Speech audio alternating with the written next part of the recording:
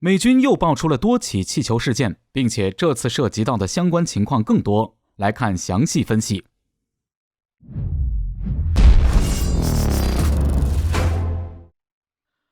各位老铁，大家好，欢迎收看本期迷彩虎，我是虎哥。最近这段时间，美军内部机密文件泄露事件可谓闹得沸沸扬扬。虽然美国联邦调查局已经逮捕了涉嫌泄密的美国空中国民警卫队队员，但毫无疑问，经由此人之手被泄露出去的机密已经无可挽回。这其中除了包含有俄乌冲突的作战情报，以及美军观察分析解放军所得出的部分信息外，其中有关气球飞艇的相关内容则是再次引发了关注。众所周知，因为美国此前单方面的炒作和无理取闹、造谣生事，因自然界不可抗力因素而误入美国上空的一支中国气象飞艇，被美国政府渲染造谣成了所谓的间谍侦察设备，入境美国领空是专门来侦察刺探美国机密情报的。在拜登的直接命令下，美军随后出动一架 F-22 隐身战机，不顾中方反对，发射导弹击落了这一中国飞艇。外界知晓并熟悉的气球事件主要过程便是如此。然而在美军最新泄露的情报中，则披露了另外3起之前从未被公开过的气球事件。首先是第一起，情报显示，美军某航母打击群曾经遭遇到不明身份的气球飞艇，直接飞掠过航母打击群上空。另一起气球事件则是一次坠毁事故，美军记录到不明身份的气球飞艇在南海上空坠毁。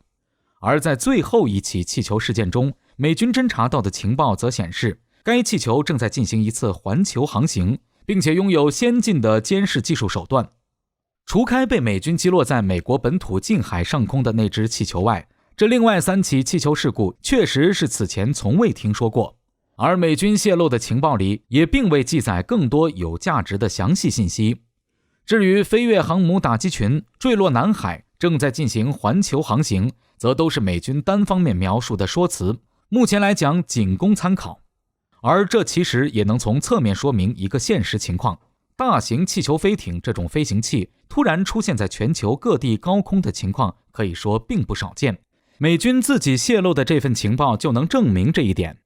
可之前从没见过美国人有这么大的反应，也没有公开披露过相关消息拿出来说事。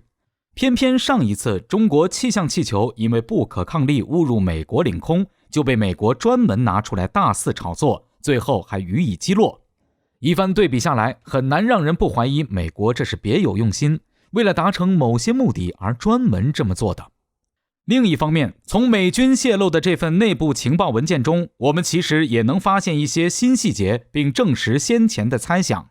比如说，美军使用的 U-2 高空侦察机拍摄了当时的中国飞艇照片。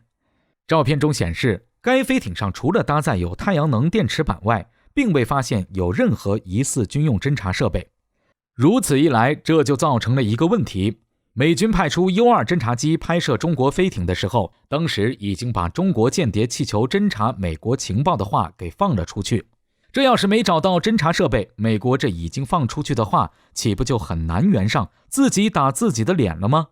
于是乎我们就能看到，美军在情报当中重点强调太阳能板，将这一发电设备来来回回反复去说，还声称其发电量足以支持合成孔径雷达和大型监视设备运转。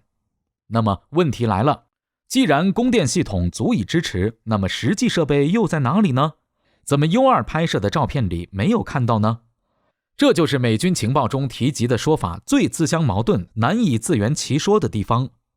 按照美国过去的一贯做法，如果真的发现什么间谍侦察设备，哪怕只是疑似，那也大可不必只逮住一个除了发电啥作用也没有的太阳能板一个劲儿说。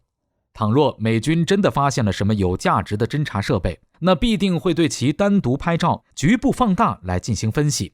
论证中国飞艇是间谍气球的论据，也就不会是什么惹人发笑的太阳能板了。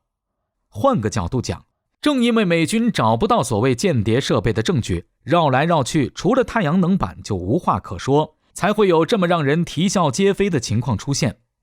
美国这种不分青红皂白，先把中国飞艇定义为间谍气球，然后再按照自己的定义去捏造证据来佐证说法的行为，就很像是先射箭再树靶，完全的本末倒置。究其根本，只不过是美国为了实现政治目的而上演的一出闹剧罢了。